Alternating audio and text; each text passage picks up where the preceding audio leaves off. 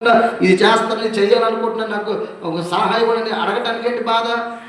సొంత నిర్ణయాలు తీసుకుని సొంత పెత్తనాలు చేసేటువంటి పరిస్థితి ఉండకూడదు సంఘంలో. ఒక సేవకుడు ఉన్నాడు, ఒక యజమానుడిగా ఇక్కడ, ఆయన తర్వాత పెద్దలు ఉన్నారు, సంఘ పెద్దలు. ఇలాంటి వారి యొక్క సంప్రదింపులు లేకుండా నీ సొంత నిర్ణయానికి చేయటం అనేటువంటిది అది చాలా పతనానికి నీకు దారితీస్తుంది. నువ్వు చేసే ప్రతిదీ కూడా నువ్వు నీ కుటుంబంలో ఏం చేసుకుంటావు నన్ను అడగద్దు, నీ కుటుంబంలో నీ వ్యక్తిగత విషయంలో ఏం చేస్తున్నావు అడగద్దు. కానీ సంఘములో నువ్వు ఏది చేసినా you have to consult your subordinate. నీ అధికారుల్ని, నీకన్నా పెద్దవాడిని నువ్వు అడగాలి. మన సొంతానికి మనము చేసుకో అంటే ఏంటి? పైకి మాత్రమే అయ్యారు, లోపలంతా కూడా నీ సొంత పెత్తనం, నీ సొంత కపటమైనటువంటి భక్తితో చేస్తున్నారు కదా. అది ఎంత మాత్రం కూడా సరైనటువంటిది కాదు. అందుకే కదా గెహాజీ ఇక్కడ ఏం చేశాడు? గెహాజీ అండి ఎలీషా దగ్గర నుండి వెళ్ళిపోతున్నాడా? చెప్పాడా అయ్యా మీకు వద్దన్నారు మంచిది, కానీ నాకు అవసరము, నేను వెళ్ళి తెచ్చుకోమంటావు అని అడిగాడా? నువ్వు వద్దని పంపించేసావయ్యా, నాకు కావాలి, నేను వెళ్ళి కొంత తెచ్చుకుంటాను నా అవసరం కొద్దీ, సెలవు ఇమ్మని అడిగాడా? అడగడా? ఒకవేళ ఎలీషాని అడిగితే వద్దంటే ఆగిపోవాలి, సరే వెళ్ళంటే వెళ్ళాలి. అది కూడా చేయలే ఇక్కడ ఈ గెహాజీ. అది కూడా ఒక విధంగా అతని యొక్క మైనస్సే. వెళ్ళేటప్పుడు అడగకుండా తన సొంత నిర్ణయం తీసుకొని నాకు ఒక యజమానుడు ఉన్నాడు అనేటువంటి విషయం మర్చిపోయి, నా పైన ఒక మరి యజమానుని దేవుడు పెట్టాడు అనే ఆ విషయం మర్చిపోయి సొంతగా నిర్ణయం తీసుకుని తన సేవకుని యొక్క సలహాను పాటించకుండా తన యొక్క నడుచును. పడిపోవటకు ముందు అహంకారమైన మనసు నడుచును. అమ్మా, గర్విస్తున్నావా? దేని విషయంలో గర్విస్తున్నావో నీ అంతరాత్మను పరిశీలించుకో. దేన్ని బట్టి నువ్వు గర్విస్తున్నావు, దేన్ని బట్టి నువ్వు పిల్లరా ఏమంటాడు ఇక్కడ, అహంకారమైన మనస్సు కలిగి ఉంటున్నావో చెక్ యువర్ సెల్ఫ్. జాగ్రత్తగా చూసుకోవాలి. చాలా ప్రమాదకరమైనది ఇది.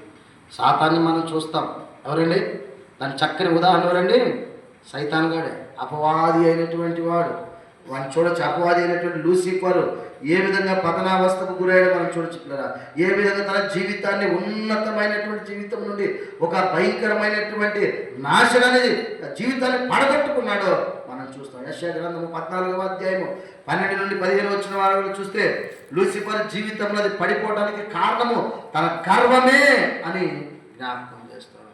అంతటి పరలోకములో దూత గణములన్నిటికీ కూడా ఆ లీడర్ అయినటువంటి ఆ లూసిఫర్ అంతటి వాడే పతనమైపోయాడు. నువ్వు నేనంతండి అంత గొప్ప ఆధిక్యత కలిగినటువంటి వాడు అయినటువంటి లూసిఫర్ని దేవుడు ఒప్పుకోలేదు. పరలోకంలో ఉన్నటువంటి దూతన్నే ఒప్పుకోలేదు. శ్రేష్టమైనటువంటి స్థలముల్లో ఉండి గర్వించినటువంటి లూసిఫర్నే ఒప్పుకోలేదు.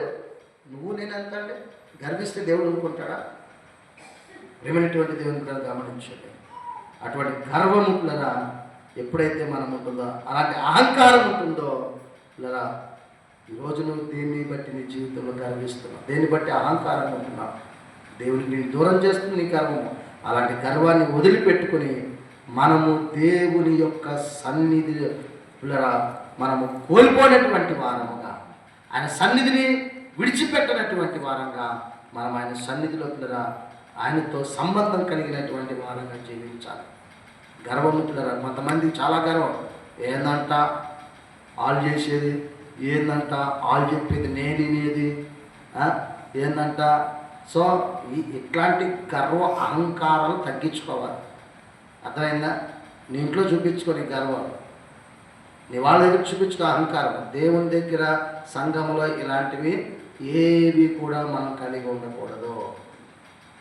ఈ అహంకారము, గర్వం అనేటువంటిది ప్రేమని చాలా మన పతనానికి తీసుకెళ్తుంది అని సొలొమోను భక్తుడు మన జ్ఞాపకం చేస్తూ దేవుడు ఇక లూసిఫర్ను మనకు ఉదాహరణగా చూపిస్తే, ఈ రోజున దేవుని సన్నిధిని కోల్పోతున్నావా? ఆయన కలిగి ఆయనతో సంబంధం కలిగి ఉంటున్నావా? లేక ఆయనతో నిలిచేవారని ఉంటున్నామా? లేక దేవునికి దూరంగా ఉంటున్నావా? గర్వము, అహంకారం అనేది కూడా మనిషి పత్రానికి తీసుకెళ్తుంది. అందుకనే మనం చదువుకున్నటువంటి ఉత్తర ప్రత్యుత్తర శాపాన్ని తెచ్చుకుని పత్రం అయిపోయారు. ఈరోజు కూడా అలాగే ఉన్నారు. కనుక ప్రియమైన దేవుని బిడ్డరా, సేవకుని మాట విననొల్లకుండా ప్రవర్తిస్తున్నారు. అంటే పైకి మాత్రం అట్లా కనపరుస్తున్నారు, లోపలంతా కూడా కపటాన్ని పెట్టుకుని ప్రవర్తిస్తున్నారు. దాన్ని ఏమైనా కపట భక్తి, అది ఖచ్చితంగా నిన్ను పతనానికే నడిపిస్తుంది. అంతేకాదు పిల్లరా, మరొకటి ఏంటంటే పశ్చాత్తాపము లేనటువంటి జీవితం వల్ల పతనం కలుగుతుంది. ఏంటంటే ఇంకోటి పశ్చాత్తాపం ఉండదు కొంతమందికి. అయ్యో నేను తప్పు చేశానే, తిడితే తిట్టారు 2 మాటలని చెప్పి ఒప్పుకొని దాన్ని పశ్చాత్తాప పడేటువంటి పరిస్థితి. అది కూడా పశ్చాత్తాపం లేకపోతే పిల్లరా ఖచ్చితంగా పతనానికి దారి తీస్తుంది. మత్తయి సువార్త 23వ అధ్యాయము 37వ వచనంలో అంటాడు, యెరూషలేమా యెరూషలేమా, ప్రవక్తలను చంపుచు నీ యొద్దకు పంపబడిన వారిని రాళ్లతో కొట్టుచు ఉండుదానా, కోడి తన పిల్లల రెక్కల కింద ఎలాగో చేర్చుకునేనో అలాగే నేను నీ పిల్లలు ఎన్నో మార్లు చేర్చుకోవాలని అనుకుంటుంది, కానీ మీరు విననొల్లకపోయిరి. ఎన్నోసార్లు చెప్పాడు. పతనం అంటే ఈ యొక్క మానవాళిని పిల్లరా ఎన్నోసార్లు కోడి తన రెక్కల కింద పిల్లల్ని చేర్చుకున్నట్లుగా చేర్చుకోవాలని ఎన్నోసార్లు అనుకున్నాడు, కానీ మీరు మీ పాపములను బట్టి మీరు పశ్చాత్తాపపడకపోతున్నారు. తెలిసి చేసావో తెలియక చేసావో, ఏదైతే చేసావు అది తప్పని తెలుసు, అది పొరపాటని తెలుసు, అది దేవునికి వ్యతిరేకమైనదని తెలుసు. తెలిసి కూడా నువ్వేం చేయాలి? ఇప్పుడు దాన్ని బట్టి ప్రభు సన్నిధిలో నువ్వు పశ్చాత్తాపపడితే దేవుడు తన యొక్క రెక్కలను చాపి తన రెక్కల కింద నీకు ఆశ్రయాన్ని కలిగిస్తాడు. ఏ శత్రువు ఇక నేను ఏం చేయలేడు, ఎవరు నీ మీద దాడి చేయలేరు. నువ్వు చేసిన పొరపాటును బట్టి నీ మీదకి ఏ శిక్ష రానియకుండా దేవుడు తన రెక్కల కింద నిన్ను కప్పి ఉంచుతాడు. ఎందుకంటే నువ్వు పశ్చాత్తాపడ్డావు కాబట్టి. ప్రేమిని దేవుని బిడ్డరా, ఎందుకంటే మాటోడనే నీ పాపము నిన్ను పట్టుకుంటుంది. ఇప్పుడు నువ్వు పాపం చేసి ఏమండి పశ్చాత్తాపం లేకుండా, దేవుని సన్నిధిలో పశ్చాత్తాపం లేకుండా అలాగే పాపంలో చేస్తూ దేవుని సన్నిధికి వచ్చి వెళ్తడం వల్ల అది నీకు ఎలాంటి క్షేమాన్ని కలిగించదు. ఎప్పుడైతే నువ్వు పశ్చాత్తాపడి ఒప్పుకుంటావో దేవుడు క్షమించి నిన్ను తన రెక్కల క్రిందకు ఎప్పుడైతే చేర్చుకుంటాడో ఆయన రెక్కలలో నుండి ఎవ్వడు కూడా నిన్నేం చేయలేడు. దేవుని చేతిలో నుండి నిన్ను ఎవ్వడు కూడా అపహరించలేడు. ఇంకా కనుక పశ్చాత్తాప పడకపోతే పిల్లరా ఖచ్చితంగా పతనానికి దారి తీస్తున్నది అనే విషయాన్ని దేవుడు చేర్చుకున్న ఆసక్తి కలిగి ఉన్నాడు. ఎన్నో మార్లు చెప్పాడు, అవకాశం ఇచ్చాడు, ఎన్ని సంవత్సరాలు అవకాశం ఇచ్చాడు, ఎంతోమంది జీవితాలను చూపిస్తూ నీకు అవకాశం ఇచ్చాడు, ఎన్నో రకాలుగా వాక్యము ద్వారా హెచ్చరిస్తూ నీకు అవకాశం ఇచ్చాడు. అయినా నీవు నీ యొక్క పొరపాటుని, తప్పు, నీ పాపాన్ని బట్టి నువ్వు పశ్చాత్తాప పడకపోతే, అమ్మా రండి నా యొద్దకు రండి. యోహాను రాసిన మొదటి పత్రిక 9వ వచనం చెప్తాడు, ఏమంటున్నాడు? మన పాపములను మనం ఒప్పుకొనినడలా ఆయన నమ్మదగిన వాడు, నీతిమంతుడు కనుక ఆయన మన పాపములను క్షమించి సమస్త దుర్నీతి నుండి మనల్ని పవిత్రులుగా చేయాలి. దేవుడే మనల్ని సంరక్షిస్తాడు, దేవుడే వాటిని కడిగి వేస్తాడు, శాపాన్ని తొలగిస్తాడు, వచ్చేటువంటి ఆ యొక్క పతనావస్థ నుండి విడిపిస్తాడు. దేవుడు పశ్చాత్తాపడాలి. ఎన్నోసార్లు నీకు అవకాశం ఇచ్చాడు, ఎన్నోసార్లు నీకు అవకాశం ఇచ్చాడు, అయినా కూడా వారు చేర్చుకొనలేకపోయేది. పశ్చాత్తాపం లేనటువంటి స్థితికి మనం చూస్తాం కదా. దేవుని యొక్క సన్నిధిని వారు పశ్చాత్తాపం లేకుండా యెరూషలేము ప్రజలు జీవిస్తూ ఉన్నారు. ప్రవక్తలను చంపుతూ వచ్చారు. అందువల్ల వారి పతనాన్ని వారికి వారే కారకంగా మార్చుకున్నారు.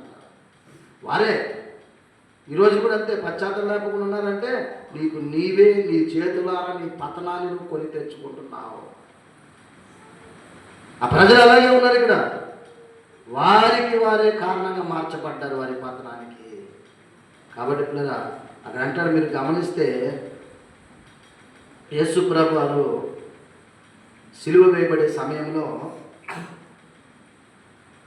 పిలాతు అంటాడు, అక్కడ ఏమంటాడంటే ఆయన రక్తము మా మీద మా పిల్లల మీద ఉండకుండాను గాక అనగానే యెరూషలేము ప్రజలు ఏమన్నా తెలుసా? యెరూషలేము ప్రజలు, అయ్యా ఆ రక్తము, ఆ శాపము, ఆ శిక్ష ఏందో మా మీద మా పిల్లల మీద ఉండును గాక అని తమకు తామే శపించుకున్నారు. అదే ఇక్కడ మనకు వ్యక్తపరుస్తున్నారు.